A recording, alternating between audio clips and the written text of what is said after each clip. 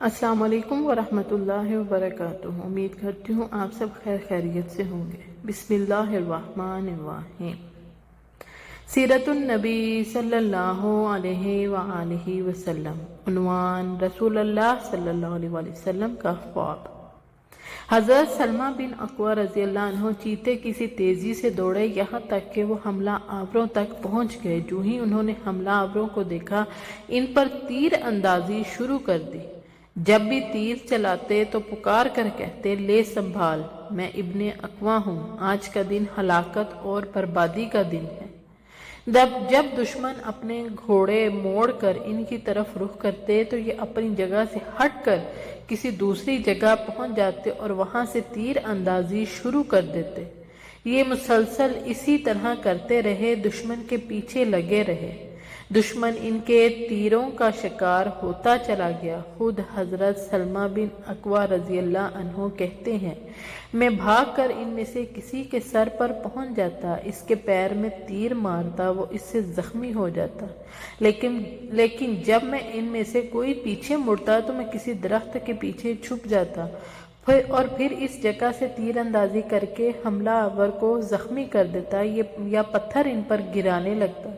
میری اس تیر اندازی اور پتھروں کی بارش سے وہ بری طرح تنگ آ گئے، یہاں تک کہ میرے تیروں کی بارش نے انہیں بھاگنے پر مجبور کر دیا۔ زخمی ہو کر بھاگنے والوں نے 30 سے زیادہ نیزے اور اتنی ہی چادریں راستے میں گرا دی تاکہ ان کا بوجھ کم ہو اور وہ آسانی سے بھاگ سکیں۔ وہ جو چیزیں بھی کہیں پھینکتے میں اس پر پتھر رکھ دیتا تاکہ بعد میں ان کو جمع کر سکوں۔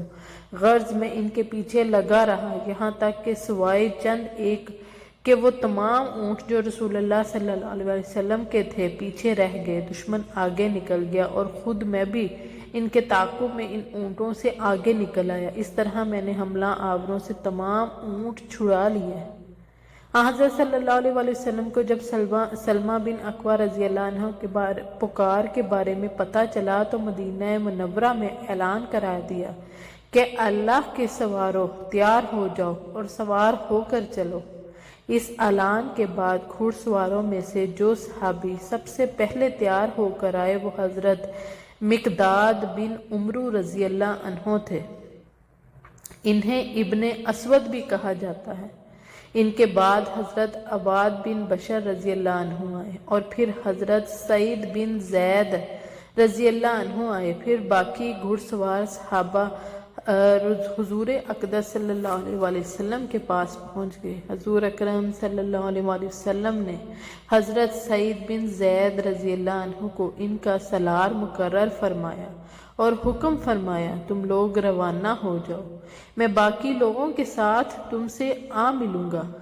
چنانچہ یہ گھڑ سوار دستہ دشمن کی تلاش میں نکلا اور دشمن کے سر پر پہنچنے میں کامیاب ہو گیا۔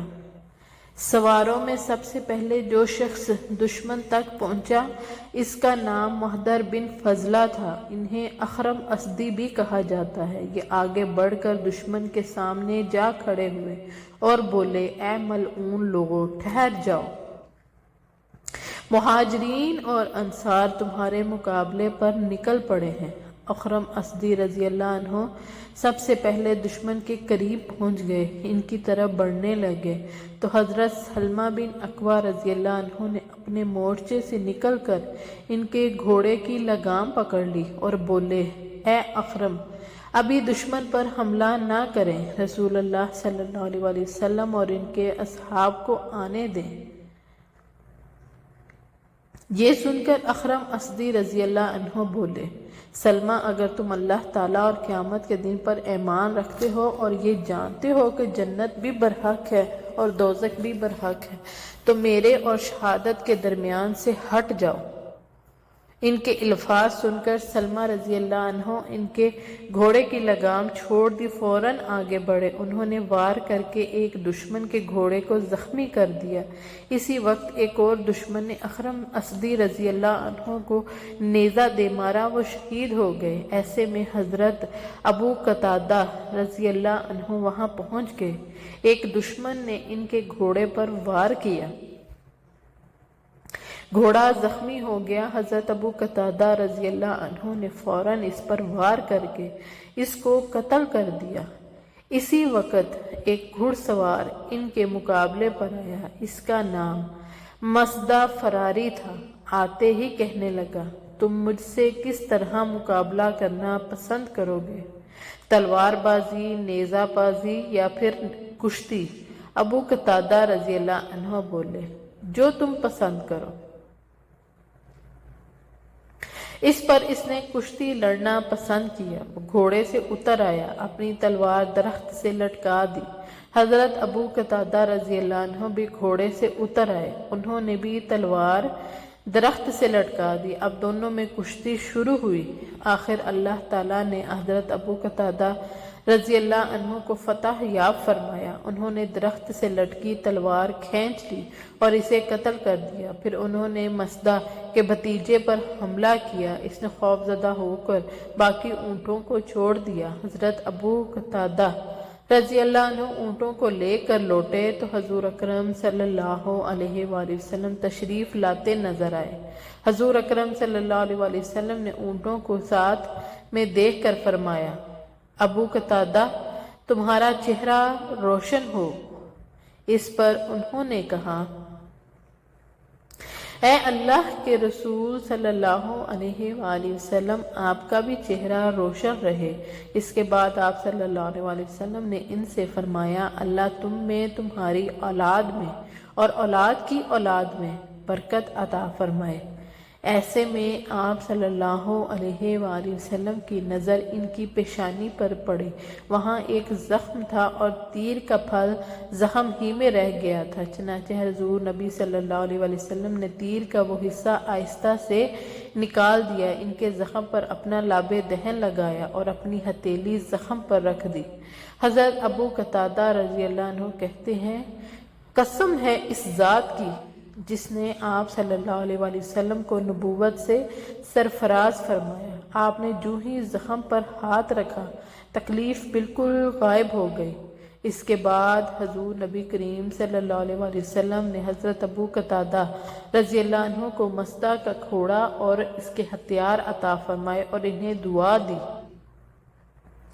حضرت ابو قتادہ اور حضرت سلمہ بن اکوع رضی اللہ عنہما کے بارے میں حضور نبی کریم صلی اللہ علیہ وآلہ وسلم نے اس موقع پر فرمایا، ہمارے سواروں میں بہترین سوار ابو قتادہ ہیں اور ہمارے پیدل مجاہدین میں بہترین پیدل سلمہ ہیں۔ پھر حضور نبی کریم صلی اللہ علیہ وآلہ وسلم مدینہ منورہ کی طرف روانہ ہوئے۔ کچھ دن بعد حضور اقدس صلی اللہ علیہ وآلہ وسلم نے ایک خواب دیکھا، یہ کہ آپ صلی اللہ علیہ وآلہ وسلم اپنے صحابہ کرام کے ساتھ امن کی حالت میں مکہ میں داخل ہو رہے ہیں۔ پھر عمرہ کے بعد آپ صلی اللہ علیہ وآلہ وسلم اور صحابہ نے بال منڈوائے اور کچھ نے بال کتروائے، اور یہ کہ آپ صلی اللہ علیہ وآلہ وسلم بیت اللہ میں داخل ہوئے۔ پھر آپ صلی اللہ علیہ وآلہ وسلم نے بیت اللہ کی چابی لی اور عرفات میں قیام کرنے والوں کے ساتھ قیام فرمایا۔ نیز آپ صلی اللہ علیہ وآلہ وسلم نے اور صحابہ نے بیت اللہ کا طواف کیا۔ حضور اکرم صلی اللہ علیہ وآلہ وسلم نے اپنا یہ خواب صحابہ کرام کو سنایا، بس اس بشارت سے بہت خوش ہوئے۔ پھر آپ صلی اللہ علیہ وآلہ وسلم نے صحابہ رضی اللہ عنہم سے ارشاد فرمایا، میرا ارادہ عمرے کا ہے۔ یہ سننے کے بعد سب نے سفر کی تیاریاں شروع کر دی۔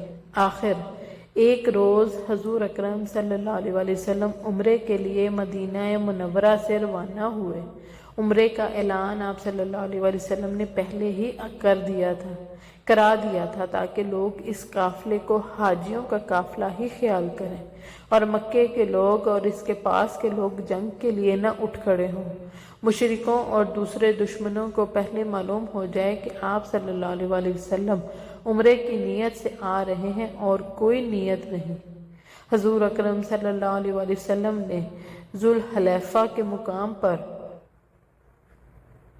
احرام باندھا، پہلے مسجد میں 2 رکعت نماز ادا کی، پھر مسجد سے ہی اونٹنی پر سوار ہوئے۔ اکثر صحابہ رضی اللہ عنہم نے یہیں سے احرام باندھا۔ حضور اکرم صلی اللہ علیہ وآلہ وسلم اس سفر پر ذی القعدہ کے مہینے میں روانہ تھے۔ قافلے کے ساتھ قربانی کے جانور بھی تھے۔ ذوالحلیفہ کے مقام پر آپ صلی اللہ علیہ وآلہ وسلم نے ظہر کی نماز ادا فرمائی، جانوروں پر جھولیں ڈالیں تاکہ جان لیا جائے کہ یہ قربانی کے ہیں کہ ان کے کہانوں پر نشان لگایا گیا۔ نشان زخم لگا کر ڈالا جاتا ہے۔ اس سفر میں آپ صلی اللہ علیہ وآلہ وسلم کے ساتھ 1400 صحابہ کرام رضی اللہ عنہم تھے۔ چونکہ حضور اکرم صلی اللہ علیہ وآلہ وسلم عمرے کی نیت سے روانہ تھے، اس لیے آپ صلی اللہ علیہ وآلہ وسلم اور صحابہ کے پاس سوائے تلوار کے اور کوئی ہتھیار نہیں تھا۔ جزاک اللہ خیر۔ اگر آپ کو ویڈیو پسند آئے تو لائک اینڈ شیئر ضرور کریں۔